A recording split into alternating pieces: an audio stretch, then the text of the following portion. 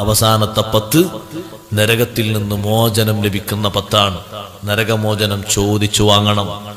ഇവിടെ വെച്ച് നരകമോചനം അമലിലൂടെ വാങ്ങിയ മഹാനല്ലേ അത്തീഖുല്ലാഹ് എന്ന് പേര് ലഭിച്ച അബൂബക്കറിന് സിദ്ദീഖ് റളിയല്ലാഹു അൻഹു.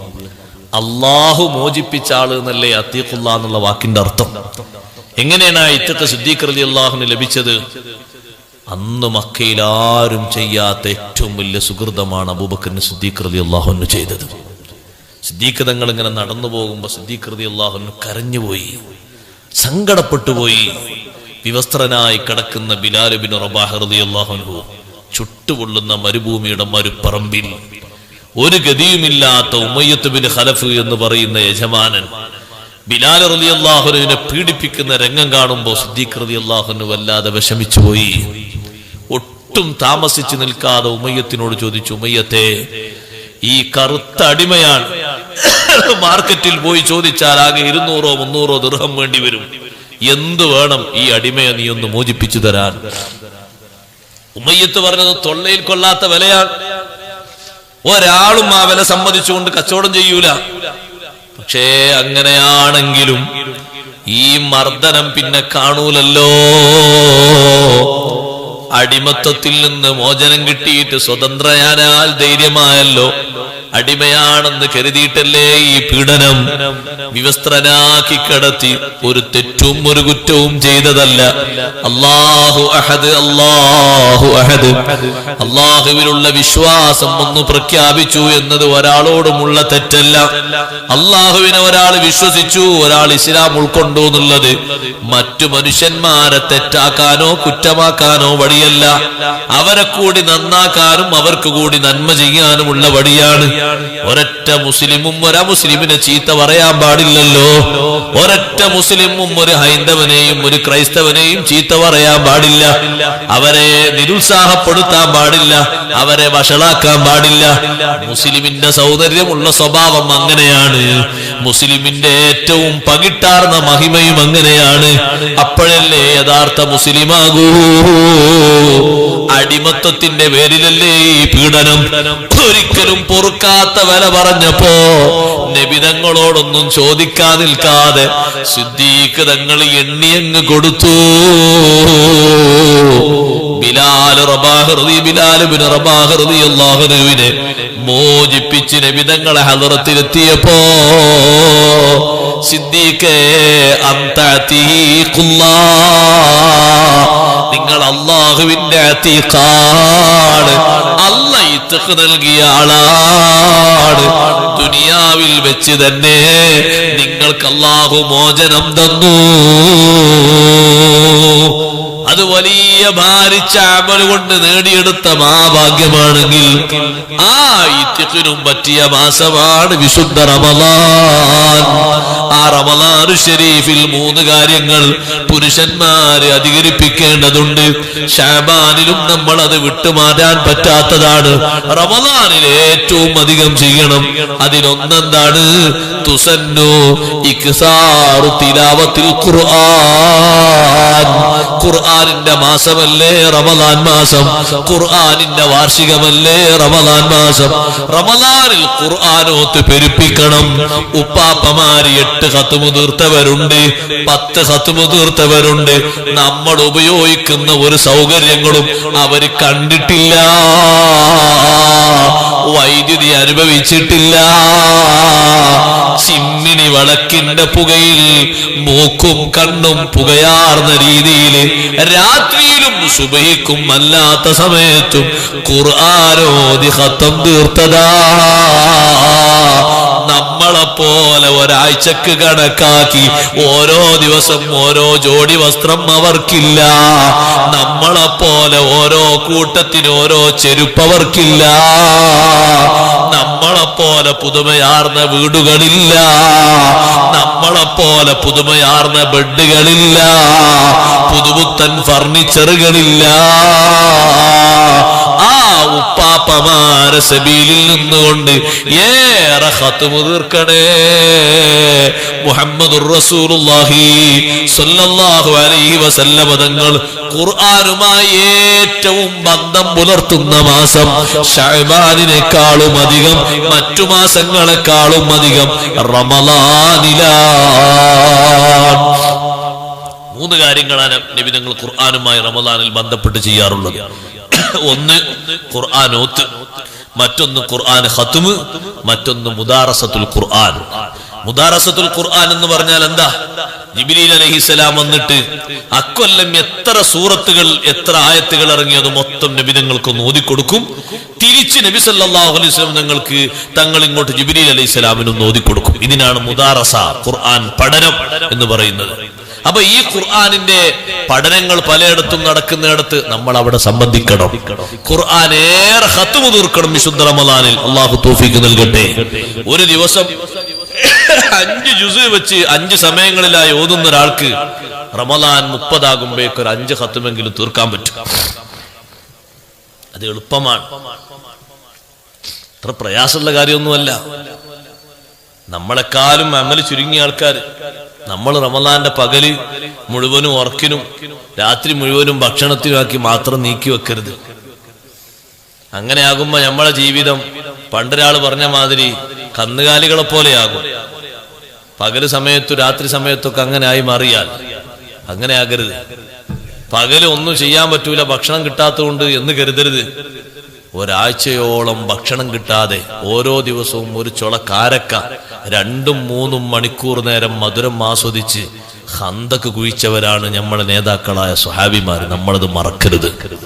അള്ളാന്റെ ദീനിന് വേണ്ടിയാണ് ചെയ്തത്. നമ്മളത് മറക്കരുത്. ഇത് റമളാനിന്റെ ഒരു പകലിൽ നോമ്പ് നോൽക്കലോടെ റമളാനിൽ നമുക്ക് മഗ്ഫിറത്ത് ലഭിക്കണം. റമളാൻ നോമ്പ് നോറ്റാ മഗ്ഫിറത്ത് കിട്ടൂലേ? പക്ഷെ 2 കാര്യം അതിന് വേണം. തറാവീഹ് നിസ്കരിച്ചാൽ പാപം പുറത്ത് കിട്ടൂലേ? 2 കാര്യം വേണം. ലൈലത്തുൽ ഖദറിൽ രാത്രി ഹയാത്താക്കിയാൽ, ഓരോ ഒറ്റയിട്ട രാവുകളും ഹയാത്താക്കിയാൽ നമ്മൾ പാപം പുറത്ത് കിട്ടൂലേ? 2 കാര്യം വേണം. എന്താ 2 കാര്യം എന്നറിയോ നിങ്ങൾ? നബി സല്ലല്ലാഹു അലൈഹി വസല്ലം നിങ്ങൾ പറഞ്ഞു, മൻ സ്വാമ റമളാന, ഒരാൾ റമളാൻ നോമ്പ് നോറ്റാൽ ഈമാനൻ, വിശ്വസിച്ചുകൊണ്ട്, അള്ളാഹ് നിർബന്ധാക്കിയ കാര്യമെന്ന് ഉറച്ച വിശ്വാസം, അതെല്ലാവർക്കും ഉണ്ട്. 2ാമത്തെ കാര്യം വേണ്ടത് വഹത്തിസാബൻ, പ്രതിഫലം ആഗ്രഹിച്ച്. എന്തെന്നാ അതിന്റെ അർത്ഥം? പ്രതിഫലം ആഗ്രഹിച്ചു എന്ന് പറഞ്ഞാൽ എന്താണ് അതിന്റെ വിവക്ഷ? ഇമാം ഇബ്നു ഹജർ അസ്ഖലാനി തങ്ങൾ രേഖപ്പെടുത്തി, ഒരിക്കലും റമളാന്റെ പകലിനെ പറ്റി ഒരു പ്രയാസപ്പെടുത്തുന്ന ധാരണ കൽബിൽ വരാൻ പാടില്ല. പടച്ചോനെ, ഇനി 10-30 ദിവസം കഞ്ഞി കിട്ടൂലല്ലോ, ഉച്ചക്ക് ചോറും കൂട്ടാനും കിട്ടൂലല്ലോ, എന്നേക്കും ഇതൊന്ന് തീർന്നിട്ടുക തുടങ്ങിയല്ലോ, ഇനിയിപ്പോ ഒരു ഹോട്ടലും കയറിയ മനുഷ്യന്മാര് കാണൂലേ, ഇതൊന്നും ചിന്ത വരാൻ പാടില്ല. അങ്ങനൊക്കെ ഒരു ചിന്ത മനസ്സിൽ വന്നിട്ട് എല്ലാരും ചെയ്യുമ്പോ ഞാനും ചെയ്യാനാണെങ്കിൽ ഗുഫിറ ലഹു മാ തഖദ്ദമ മിൻ ദംബി കിട്ടൂല. അത് കിട്ടണമെങ്കിൽ 2 ഷർത്തുണ്ട്. ഒന്ന്, വിശ്വസിച്ച് ചെയ്യണം. 2ാമത്തെ ഒന്ന് തികഞ്ഞ ഇഖ്ലാസാണ്. ഇത് വന്നതിന്റെ പേരിൽ ഒരു വിഷമവുമില്ല മനസ്സിൽ. മിൻ ഗൈരി ഇസ്തിസ്ഖാലിൻ ലിദാലിക, അതിനൊരു ഭാരമായി കരുതരുത്, അതൊരു ദീർഘിച്ചതാണ് എന്ന് കരുതരുത്. തറാവീഹ് നിസ്കാരത്തിനും മഗ്ഫിറത്ത് ലഭിക്കും. ചെറുദോഷങ്ങളെ കൊണ്ടാൽ ചെറുദോഷങ്ങളാണ് അമലുകൾ കൊണ്ട് പൊറുക്കുന്നത്, വൻദോഷമല്ല. ചെറുദോഷങ്ങൾ അല്ലാഹ് അമലുകളെ കൊണ്ട് പൊറുത്തു തരണമെങ്കിൽ തന്നെ അതിന് ഇഹ്തിസാബ് വേണം. 1ാമത്തെ റക്അത്തിൽ കൈകെട്ടിയപ്പോ ചിന്ത വന്നു, പടച്ചോനെ, കഴിഞ്ഞൊല്ലത്തെ ഇമാം 8:30 തുടങ്ങിയിട്ട് 9:15 ആകുമ്പോഴേക്ക് 20 തീർന്നിരുന്നു. ഇയാള് പതുക്കെയാണ് പോകുന്നത്, എന്നാ അതൊക്കെ തീർന്നിട്ട. 2 റക്അത്തായപ്പോഴേക്ക് നിന്റെ മുഖം വാടി, നീ ഒന്ന് ഹറമിലേക്ക് പോകൂ. 1.5 മണിക്കൂർ നീണ്ട ജമാഅത്തില് 90 വയസ്സുള്ള അറബികളൊക്കെ ഇരിക്കാതെ വടിയും കുത്തിപ്പിടിച്ച് ഖിയാമിലായി നിന്നിട്ട് തറാവീഹ് ആസ്വദിക്കുന്നു. 20 നിസ്കരിച്ചിട്ടവര് മടങ്ങുന്നു. എത്ര ദീർഘിച്ച തറാവിയാണ്, അവർക്ക് പരാതിയില്ല. ഒരു ദിവസം വന്നതുകൊണ്ട് മറ്റൊരു ദിവസം മുടങ്ങുന്നില്ല. അവര് വരാതുമ്പോ ആരെങ്കിലും അത് കേസ് കൊടുക്കോ? ഇല്ല. പ്രായത്തിലും അങ്ങനെ വന്ന് നിസ്കരിക്കുന്നത് വഹ്തിസാബാ. സുഹൃത്തുക്കളെ, കുറച്ച് നിസ്കരിച്ച് മടുപ്പ് തോന്നരുത്. ഏക്കറക്കണക്കിന് തിന്നിട്ട് ഉറക്കം തൂങ്ങരുത്. ഇഷ്ടം പോലെ വാരി വെട്ടി മുണുങ്ങിയിട്ട് 4ഉം 5ഉം 6ഉം റക്അത്താകുമ്പോ കുത്തർന്ന് തൂങ്ങരുത്. പിന്നെ പോയി പള്ളിന്റെ ചെരുവിലെവിടോ കടന്നുറങ്ങരുത്. ഉമ്മമാരെ, നിസ്കാര കുപ്പായത്തിലായി വീണുപോകരുത്. അങ്ങനെ പൊരെ പോയി നോക്കുമ്പോ എല്ലാ ദിവസവും പരാതി. അങ്ങനെ എന്ത് ക്ഷീണായപ്പോ 4 റക്അത്ത് നിസ്കരിച്ച് ഞാൻ അവിടെ കടന്നു. എന്തിനാ ക്ഷീണം? വിറക് കൊത്താണ്ടോ? എവിടെ കൊത്തുന്നു? എന്തിനാ വിറകൊത്തിന്? ഇപ്പൊ അതല്ലേ ഇപ്പത്തെ അടുപ്പ് പറഞ്ഞ ഒക്കെ അടുപ്പല്ലേ, പുകയില്ല അടുപ്പുകളല്ലേ. പുകയില്ലാത്ത അടുപ്പുള്ള ഏതൊരു സ്ഥലം ഉണ്ടാകും ഇപ്പൊ? എവിടെ ഉണ്ട്? എല്ലാ മുക്കിലും മൂലയിലും അള്ളിയിലും ഉള്ളിയിലൊക്കെ ഉണ്ട്. എല്ലാ കുണ്ടിയിലും ഉണ്ട് അടുപ്പ്. എവിടെ ഇല്ലാത്ത? എല്ലായിടത്തും ഉണ്ട്. വെള്ളം കോരണോ? വേണ്ട. ഇനി ചരമാന്തിമേൽ ഇരുന്നിട്ട് കുറെ നേരം ഊരക്കെടുത്തിട്ട് അതിങ്ങനെ ചെറുക്കണോ? അതൊന്ന് അമ്മിക്കുട്ടിമേൽ ഇട്ടിട്ട് അരക്കണോ? ഇത്ര വലിയ സ്വർഗജീവിതം അല്ലാഹു തആല മുൻഗാമികൾക്ക് കൊടുത്തണോ ഉമ്മമാരെ? പിന്നെ എന്താണ് ഈ ക്ഷീണം എന്ന് പറഞ്ഞത്? ഇത് ഭക്ഷണം കഴിച്ച ക്ഷീണാണ്, വേറെ ഒരു ക്ഷീണവുമില്ല എന്ന് പറഞ്ഞാൽ. അഥവാ പൊറാട്ട ഉണ്ടെങ്കിൽ ആണുങ്ങളൊക്കെ പറയും പൊറാട്ട പെണ്ണുങ്ങൾക്കാണ്. അപ്പൊ പെണ്ണുങ്ങൾ വിചാരിച്ചു ആണുങ്ങൾ അങ്ങനെ പറഞ്ഞല്ലോ, അതുകൊണ്ട് മോശമാക്കാൻ പറ്റില്ല, ഒരു 5-6എണ്ണെങ്കിലും തിന്നിയില്ലെങ്കിലും മോശമാണെന്ന് കരുതും. അങ്ങനെ ഏറ്റവും ചുരുങ്ങിയത് ഒരു 7എണ്ണെങ്കിലും തിന്ന എന്ന് കരുതി 7 പൊറാട്ടയും ഒരു 11 പത്തിരിയും, വിത്തറിന്റെ റക്അത്തിന്റെ എണ്ണം കണ്ട ഒരു 11 പത്തിരി. അങ്ങനെ പത്തിരി ചെറുതല്ലേ. ഇതോടൊക്കെ കൂടെ പോയി നോക്കുമ്പോഴേക്കും പട്ടാളപ്പള്ളിന്റെ മിഹ്റാബ് പോലെയായി പിന്നെ പള്ളൊന്നായിട്ട്. ചില ആൾക്കാർ കണ്ടിരിക്കുന്നത് റമദാൻ മാസത്തിൽ തറാവീഹ് നിസ്കരിക്കാൻ ഇങ്ങനെ വരും. അല്ലാഹു അക്ബർ, എന്താ ചെയ്യേണ്ടതെന്ന് തന്നെ ഓർക്കാറില്ല. ഓലിങ്ങനെ നിന്നിട്ട് വല്ലാത്ത ഇടങ്ങേറ്. ഓർക്ക് ഫാത്തിഹയും അലന്തരം തീരാഞ്ഞിട്ട് ഓലിങ്ങനെ ഇടങ്ങേറ് നിൽക്കാൻ. വേറെ ആരോ കണ്ടു വിചാരിച്ചപ്പോൾ ഇങ്ങനെ ഖുശൂ ഇങ്ങനെ താങ്ങി നിൽക്കാണ്. ഖുശൂ താങ്ങിക്കല്ലത്, ഇടങ്ങേറോട് നിൽക്കുക. പാകത്തിന് കഴിച്ചാൽ മതി. അറബികളൊക്കെ ഉണ്ട്, നമ്മൾ പഠിക്കേണ്ട വലിയൊരു പാടാണത്. ഹറമിൽ നോമ്പൊറുക്കാൻ വേണ്ടി ഇരുന്ന് നോക്കി, എത്ര ചെറിയ ഭക്ഷണമാണ്. ഒറ്റൊന്നും വരെ പോണില്ലല്ലോ. ഓല് ഒരു അൽമറായിന്റെ ഒരു തൈര് ഉണ്ടാവും, ഒരു കുപ്പി തൈര്, അതാണ് കുടിക്കുക. ഒരു 2 ഗ്ലാസ് സംസം വെള്ളവും ഒരു 4 ചുള കാരക്കയും പിന്നെ എന്തെങ്കിലും സമൂസ ഒരു പൊരി ഉണ്ടാവും. നമ്മളങ്ങനല്ല. നമ്മളൊക്കെ അതിന്റെ എണ്ണം 3-ൽ അവസാനിപ്പിച്ചിട്ട് നിൽക്കുള്ളൂ. നമ്മൾ അപ്പോഴും അതിന്റെ അഫ്ളൽ നമുക്ക് അപ്പോഴാ മനസ്സിലാക്കുക. വെള്ളം ആദ്യം ഒരു പിന്നെ കാരക്ക ഒരു 3 എണ്ണം. കാരക്ക കുറച്ച് കട്ടിയുള്ളതാണെങ്കിൽ ഒരു ചീളും മതി. ഈത്തപ്പഴാണെങ്കിൽ ഒരു 3 എണ്ണം പോന്നോട്ടെ, ആ ടേസ്റ്റിൽ 3 എണ്ണം. പിന്നെ ഒരു വലിയ ഗ്ലാസ്സിന്, ജ്യൂസ് ഗ്ലാസ്സിന് ഒരു ഗ്ലാസ് ലൈം ജ്യൂസ്, പിന്നെ തരിക്കഞ്ഞി, പിന്നെ പായസം ഉണ്ടെങ്കിൽ അതും എത്രയായി. പിന്നെ ഇതിന്റെ ഒക്കെ പുറമെ പിന്നെ ഈ ചപ്പാത്തി, പൊറാട്ട, പത്തിരി, നൂൽപുട്ട്, ഇപ്പൊ അതിന്റെ പുറമെ വേറെ കുറെ ബുഖാരി മുസ്ലിം പറഞ്ഞ കുറെ ചോറ് ഇറങ്ങിയിട്ടുണ്ട്. അതും കുറെ മന്തിയും മന്ദപ്പുള്ളവും മന്ദപ്പില്ലാത്തവര് കുറെ അങ്ങനെ. ഇതൊക്കെ കൂടി വാരി വെട്ടി മുണുങ്ങിയിട്ട് ഇവന് കാര്യമായിട്ട് ഈ തറാവീഹിന് വരുന്ന എന്തിനാരങ്ങള് ശേഷം പോയിട്ടുള്ള 10 മണി കഞ്ഞി കുടിക്കാനുള്ള ഒരു എക്സസൈസിന് വേണ്ടി മാത്രം. അള്ളാന്റെ അടുത്തുനിന്ന് ഒരു ഒലക്കും കിട്ടില്ല, വെറുതെ ആ ഏർപ്പാട് നിൽക്കണം. ഒന്നും കിട്ടില്ല, ഒന്നും കിട്ടില്ല. ആ പള്ളിയിൽ ഈത്തിക്കാഫ് കരുതിന്റെ അത് കിട്ടും, വേറെ ഓരോ ഒലക്കും കിട്ടില്ല. നമസ്കാരം എന്തിനാണിത്? ഇതിനായിട്ട് മാത്രമുള്ള ഒരു മാസം. എന്നിട്ട് നമ്മൾ പറയാണ് രാവിലെയും രാത്രി 2 തലക്കലും ഇങ്ങനെ നിറച്ചിട്ട് നമ്മൾ പറയാം റമദാൻ നല്ല സുഖാട്ടോ, ഒരു ക്ഷീണമില്ല. എങ്ങനെ ക്ഷീണം ഉണ്ടാവുക? എങ്ങനെ ക്ഷീണ സഹോദരന്മാരെ? റമദാൻ അല്ലാത്ത കാലത്ത് ഇയാൾ 59 കിലോയാണ്, റമദാൻ കഴിഞ്ഞ് നോക്കുമ്പോഴേക്ക് 75 ആയിട്ടുണ്ട്. കുറഞ്ഞിക്കല്ല, കൂടിയിരിക്ക. കാരണം അതിന് മാത്രമാണ്. എന്നിട്ട് ചില ആൾക്കാർക്ക് താങ്ങില്ല, അപ്പൊ ഒരു ഉറങ്ങാൻ, ഒരു വീട്ടിൽ തന്നെ ഉറങ്ങാൻ. അങ്ങനെ ഒരു ഉറക്കം തൂങ്ങികളാക്കി റമദാനെ കളയരുത്. റമദാനിന്റെ ആത്മീയമായ മാനം ശരിക്ക് കൽബിലും ശരീരത്തിലും ഉൾക്കൊള്ളണം. അതിനു വേണ്ടിയാണ് ഞാൻ നിങ്ങളോട് ഇത് പറയുന്നത്. റമദാൻ മാസത്തിലുള്ള നിസ്കാരവുമായി ബന്ധപ്പെട്ട് നല്ല ശ്രദ്ധ വേണം. തറാവീഹ് നിസ്കാരത്തിനും വേണല്ലോ ഈമാനൻ വഹ്തിസാബൻ. പടച്ചോനെ ഇതെപ്പോഴാ തീരാന്ന് കരുതരുത്. തറാവീഹിന് നമ്മളവിടൊക്കെ ഞാൻ നിസ്കരിച്ചോണ്ട് കത്തോതിറ്റ നിസ്കരിക്കും. ഞാൻ അവരോട് പറയും ഇങ്ങനെ നിസ്കരിക്കോളൂ, ഇതിന് പാകൊപ്പിച്ച് നിങ്ങൾ തിന്നു വന്നാൽ മതി. ഇന്നങ്ങൾ പിരാകിയിട്ട് ഒരു കാര്യമില്ല. സൗകര്യമുള്ളവരൊക്കെ ഇഖ്ലാസോടെ കൂടി നിസ്കരിച്ചു. ഏറെ നീട്ടുന്നില്ല, പാകത്തിനുള്ളൂ. ഒരു പേജ് ഓതാൻ അത്ര തോന്നുണ്ടോ? മട്ടത്തിൽ ഫാത്തിഹ ഓതുമ്പോഴേക്ക് പിന്നാകെ 2 ആയത്തോ 3 ആയത്തോ കേൾക്കാണ്ടാകുള്ളൂ. ഒന്നൊന്ന് കേൾക്കുമ്പോ അതിന്റെ ഭംഗിയല്ലേ? ഒരു പേജ് ഓതുമ്പോ മാമൂമ് ഫാത്തിഹ ഓതൂലേ? ഫാത്തിഹ അങ്ങനെ കറക്റ്റ് ആയിട്ട് ഓതുകയാണെങ്കിൽ മറ്റേതെങ്ങനെ ഫാത്തിഹ ഓതുന്നു? മറ്റേ ഫാത്തിഹ ഒരു പട്ടം പറക്കുമ്പോൾ പറ പറ പറ പറ പറ എന്നാണ് ഓതുന്നത്. കാരണം 2 ശ്വാസത്തിലായിട്ട് ഇമാമ് ഫാത്തിഹ ഓതുകയാണ്. 3-ാമത്തെ ശ്വാസത്തിന്റെ 1/4 ശ്വാസത്തിലായിട്ട് സൂറത്ത് ഓതിയിട്ട് പിന്നെ അടുത്ത ശ്വാസത്തിൽ റുക്കൂയിലേക്കാ പോട്ടെ. അങ്ങനെ തീർക്കണേ. അങ്ങനെ അങ്ങോട്ട് പോവാൻ. ബിസ്മില്ലാഹിർ റഹ്മാനിർ റഹീം അൽഹംദുലില്ലാഹി റബ്ബിൽ ആലമീൻ അർറഹ്മാനിർ റഹീം മാലികി യൗമിദ്ദീൻ ഇയ്യാക നഅബുദു വഇയ്യാക നസ്തഈൻ. ആരും പരാതിയില്ല, കാരണം ഇത് വേഗം തീരണം. സിറാത്തുൽ മുസ്തഖീം. ആരും പരാതിയില്ല, ആർക്കും പരാതിയില്ല, വേഗം തീർന്നോട്ടെ എന്നാണ്. സിറാത്തുൽ ലദീന അൻഅംത അലൈഹിം ഗൈറിൽ മഗ്ദൂബി അലൈഹിം വലദ്ദാല്ലീൻ ആമീൻ.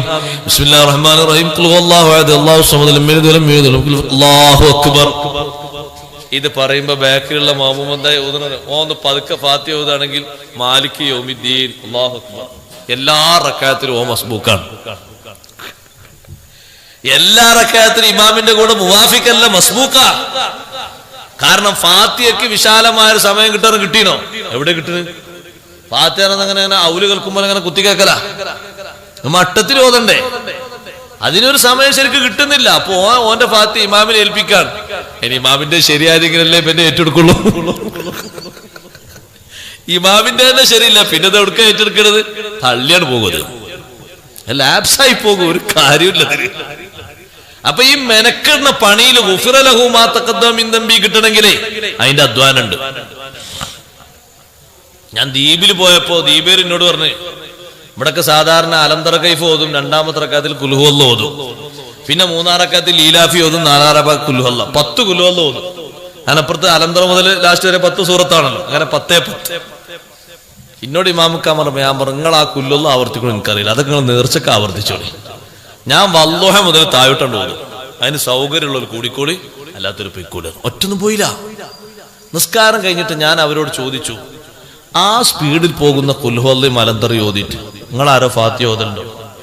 അപ്പോൾ ഞങ്ങൾ ഫാത്തിഹ ഓതലെന്നല്ല, കാരണം ഞങ്ങളെ ഫാത്തിഹയൊക്കെ ഇമാമിനെ ഏൽപ്പിക്കലാണ്.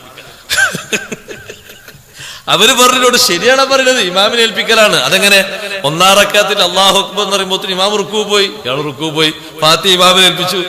2-ാം റക്അത്തിൽ ഇയാളിങ്ങനെ എണീറ്റ് സുജൂദ് കഴിഞ്ഞ ഇയാളിങ്ങനെ എണീറ്റ് വന്ന് ഇയാളിങ്ങനെ പതുക്കെ ഫാത്തിഹ ഇങ്ങനെ ഓതി പോതിയാകുമ്പോഴേക്ക് ഇമാം റുക്കൂ പോയി, പിന്നെ ഇയാളും പോയി. എല്ലാ റക്അത്തിലും ഫാത്തിഹ ഇമാമിനെ ഏൽപ്പിച്ചു. ഇമാമിന്റെ ഫാത്തിഹയാണ് ശരിയല്ല, അപ്പൊ ഇയാളെ ഫാത്തിഹ ഏറ്റെടുക്കാൻ ആരുമില്ല. 4 കൊറ്റത്തിലായി. ആലോചിച്ചു നോക്കി. ഇജാതി പരിപാടി കൊണ്ട് ഒരു കാര്യമില്ല. നിസ്കരിക്കണതിന് മട്ടത്തിൽ നിസ്കരിക്കണം. അല്ലാഹു തആലാനെ പൊരുത്തം വിചാരിച്ച് സൂക്ഷ്മതയോടെ നിസ്കരിക്കണം. ആ റമളാനിൽ 20 റക്അത്ത് നിസ്കരിച്ചിട്ട് ഒരു പാപം പുറത്തിട്ടില്ല, പിന്നെ ആ പണിക്ക് നിൽക്കേണ്ടിയിരുന്നു. എന്നാ പിന്നെ വേറെ ആർക്കെങ്കിലും പോയിട്ട് ഒരു പാടം കൊത്തി കൊടുത്തിട്ടാണെങ്കിൽ കൂലി ചെയ്യുന്നു. അള്ളാഹിനും കൂലിട്ടു, ഓനക്കും കൂലിട്ടു. എന്തിനാണ് ഈ പണി? അതുകൊണ്ട് ഇഹ്തിസാബൻ, പ്രതിഫലം കാംക്ഷിച്ച് എന്ന് പറഞ്ഞാൽ നിൽക്കുമ്പോ തന്നെ നമ്മൾ ക്ലോക്കൊക്കെ നോക്കണ ഓരോരുത്തരെ 8:30 അല്ലാഹു അക്ബർ. 2 റക്അത്ത് സലാം വീട്ടി പിന്നെ നോക്കുക 8:35. 2 റക്അത്തിന് 5 മിനിറ്റ്. 2 റക്അത്തിന് 5 മിനിറ്റ് ആവുമ്പോ 10 റക്അത്തിന് എത്ര മിനിറ്റ് ആവും? 50 മിനിറ്റ്. അപ്പൊ 20 റക്അത്തിന് എത്ര മിനിറ്റ് ആവും? 100 മിനിറ്റ്. എത്ര മണിക്കൂറായി അത്? 1 മണിക്കൂറും 40 മിനിറ്റ്. 1 മണിക്കൂറും 40 മിനിറ്റും തറാവീഹ് നിസ്കരിക്കേ. സുബ്ഹാന മൻ ജല്ല ജലാലുഹു. ഞാൻ അപ്പുറത്തെ പള്ളിനോട് പോയോക്കട്ടെ. എത്ര നമ്മളെ മടിയല്ലേ അത്? ഇഹ്തിസാബ് എന്ന് പറയുന്നത് പുറത്തല്ലേ. ഗുഫ്റ ലഹു മാ തഖദ്ദമ മിൻ, പാപം പുറത്തിട്ടോ. എങ്ങനെ ഇട്ടാനാ? ഒന്നും കിട്ടൂല. വെറുതെ ആ പണി കിക്കരുത്. ചെയ്യുന്ന പണി പാപം പൊറുക്കപ്പെടുന്ന പണിയാണെങ്കിൽ ആ എടുക്കുന്ന അമലിൽ തികച്ചും ഇഖ്ലാസ് വേണം. അതുകൊണ്ട് സഹോദരന്മാരെ, നിസ്കാരം കൊണ്ട് പാപം പുറത്ത് കിട്ടണം. ലൈലത്തുൽ ഖദറിന്റെ രാത്രിയിൽ കുറച്ച് നമ്മൾ ഹയാത്താക്കണം. ആ ഹയാത്താക്കുന്ന രീതിയിൽ മടുപ്പ് തോന്നാൻ പാടില്ല, പൊങ്ങച്ചം വരാൻ പാടില്ല, കിബിർ വരാൻ പാടില്ല. ഒറ്റയിട്ട രാവുകളിൽ പുരുഷന്മാർ ഈത്തിക്കാഫിരിക്കുകയാണെങ്കിൽ നല്ല ഇഖ്ലാസോടെ ഈത്തിക്കാഫിരിക്കണം.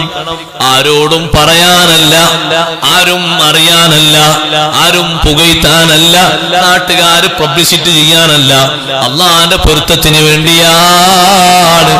ആ ഇരിക്കുന്ന ഇരുത്തത്തിൽ ഗീബത്ത് പറഞ്ഞ് ഈത്തിക്കാഫിന്റെ കൂലി ബാത്തിലാക്കരുത്, നമീമത്ത് പറഞ്ഞ് ബാത്തിലാക്കരുത്, ദുർചിന്ത കൊണ്ട് ബാത്തിലാക്കരുത്. ദിക്ർ ചൊല്ലി ഖുർആൻ ഓതി ദായിമാക്കണം. റമദാനിലെ സ്ഥിരമായ ദിക്ർ അധികം ചൊല്ലണം. റമദാൻ ഒരു 30 ആകുമ്പോഴേക്ക് റമദാനിൽ എന്നും അധികരിപ്പിക്കേണ്ട 4 ദിക്റില്ലേ? അഷ്ഹദു അല്ലാ ഇലാഹ ഇല്ലല്ലാഹ്, അസ്തഗ്ഫിറുല്ലാഹ്, അസ്അലുകൽ ജന്നത വഅഊദു ബിക മിനന്നാർ. റമദാൻ തീരുമ്പോഴേക്ക് ആയിരക്കണക്കിന് അത് മറികടക്കണം. അത്രത്തോളം അല്ലാഹുവോട് ചോദിക്കേണ്ട ശ്രേഷ്ഠമായ ദിക്റാണ് അത്. ചോദിച്ച് നമ്മുടെ നാവുകൾക്കൊക്കെ ഒരു പച്ചപ്പ് വരണം. ഇരിക്കട്ടെ, അധികരിപ്പിക്കേണ്ട ഒരു കാര്യം ഖുർആനോത്താണ്. ഏറ്റവും ശ്രേഷ്ഠമായ സമയം റമദാനിൽ ഖുർആനോത്തിന് കിട്ടും. ഖുർആനോത്തിന് ഏറ്റവും ശ്രേഷ്ഠമായ സമയം ഏതാണ്?